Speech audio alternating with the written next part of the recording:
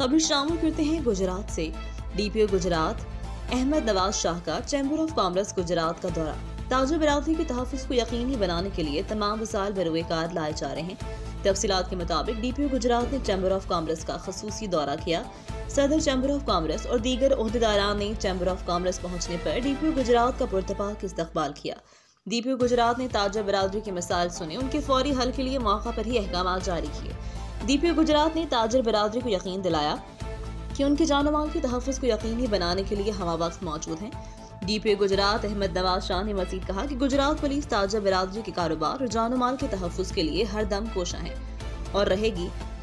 तमाम वसाइल को बरोएकार लाते हुए जिला में लॉ एंड ऑर्डर की सूरत हाल को मजीद बेहतर बनाएंगे। बाद अज़ां डीपीओ गुजरात को चैम्बर ऑफ कॉमर्स में नुमाइश के लिए रखे गए मुख्तलिफ ब्रांड्स का तारुफ करवाया गया। मजीद खबरों से बाखबर रहने और ताज़ा तरीन अपडेट के लिए विजिट करें हमारी वेबसाइट rednews.pk।